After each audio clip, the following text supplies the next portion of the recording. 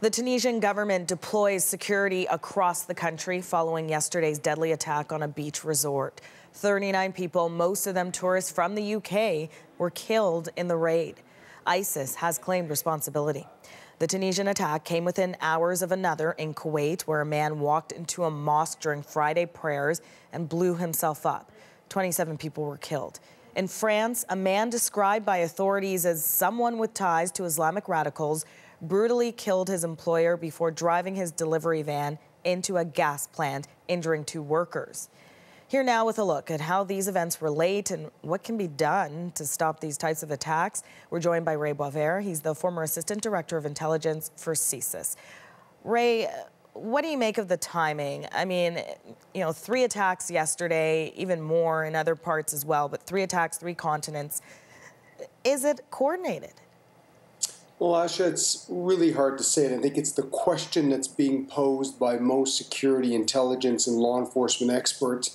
And there are a number of them involved in this, of course, because there's a number of expats or foreigners who were affected by this in this one specific attack in Tunisia, but it's also affected other jurisdictions from Kuwait to France. So there's a whole European piece, and of course North Americans, we, the U.S., including our partners in Australia and New Zealand, take a keen interest in all of these new developments because there seems to be at least a hint of a trend line, and I suspect everybody's wondering about either the direction or at least the inspiration from ISIS or ISIL. And these seem to be attacks carried out by lone gunmen. What do you think about that, and what kind of impact does that have for each of these countries?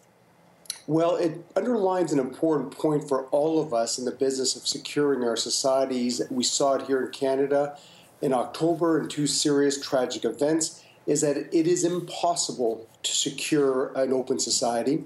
And the advantages do always go to those who are willing to work at harming others or trying to take the lives of others. So the lone attacker or the lone actor is quite often a successful event because they're so difficult to detect by security agencies because there's no conspiracy or communications involving several people, at least perhaps not at a significant level. And sometimes these things can be very self-propelled, very self-motivated. They're connected to the internet. They may get some form of general messaging, but after that, they may just simply plan this by themselves. So unless we're prepared to have security teams and armed military personnel everywhere, including like places like Tunisia, there'll always be opportunities for these kind of bloody attacks. So how do you prevent this, though, and how do you see the signs? I mean, when you look at the France attack, the suspect had ties previously back in 2006 and connections to extremist groups, but nothing really went very far in terms of the investigation. How do you go about finding these people before they actually attack? Well, there's a good example, too, of what happens for a lot of security agencies. I know I was in that position where our teams were somewhat in a bit of a quandary. You become aware of somebody, they show some signs that either they're predisposed to the message or they've done even some searching out on a sort of a preparatory approach. In other words, we asked ourselves the question, are they preparing to do something? Are they building capability outside of what appears to be some form of intent?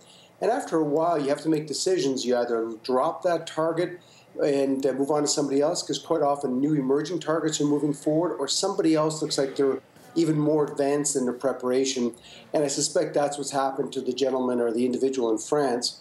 So that's one part. The second part, we have to stop looking at this as simply a military exercise as we're currently doing in Iraq and Syria. I think degrading the capability of ISIL or ISIS is not a bad move, but it's not the last move. We need to get at the core fundamental drivers. It's all about radicalization. It's about radicalization here. So we need to find places where this is happening and shut it down. And that's why I think some elements of Bill C-51 were important. Secondly, in foreign environments, we have to work very closely with foreign partners and help them sort of turn the tide. We need to simply stop vulnerable persons from becoming infected by this message that's rejected by 99+% of persons of faith, particularly of the Muslim community.